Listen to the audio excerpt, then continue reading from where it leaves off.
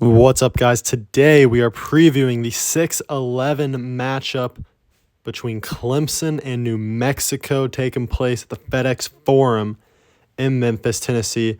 This game is at 3:10 on Friday. Who do we have? Why should you pick them? I'll let you know right now. Let's talk Clemson first. Led by one of the best players in the ACC, in my opinion, one of the most underrated players in the country, and that is P.J. Hall, averaging 18.8 points per game, 6.7 rebounds. And then they got a guy like Joseph Girard as well, averaging 15 points per game, can light it up from three, the former Syracuse player. And then they got guys like Chase Hunter and then Ian Shefflin, one of the most underrated players in the entire country. He doesn't look the part, but he will get boards on boards on boards. This Clemson team is underrated. They've got some good wins on the year. They beat UNC at the Dean Dome. They beat Alabama in Tuscaloosa. They really should have beat Duke at Duke, but they got screwed by the refs.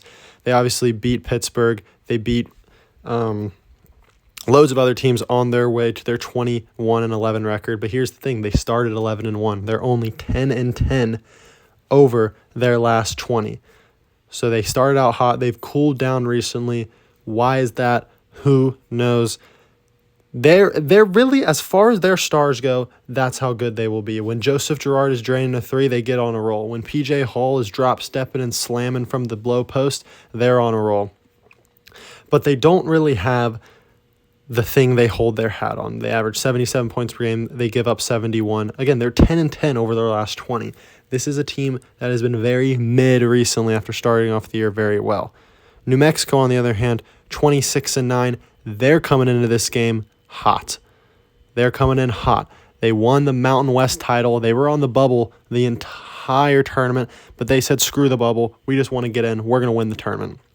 They're one of the best offenses in college basketball, 82 points per game. They're led by guard Jalen House, son of Eddie House, former NBA player, and they also have Jamal Mashburn. They're a deep team. They're one of the classic Mountain West teams. They won their home games. They couldn't win on the road. So they beat San Diego State at home. They beat Utah State at home.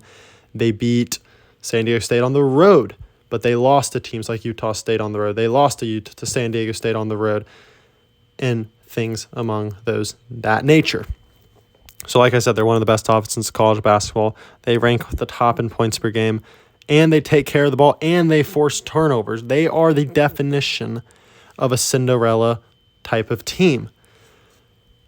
But they are an inconsistent team. They're just the classic Mountain West team. Is the Mountain West legit? If the Mountain West is legit and you think Mountain West isn't legit,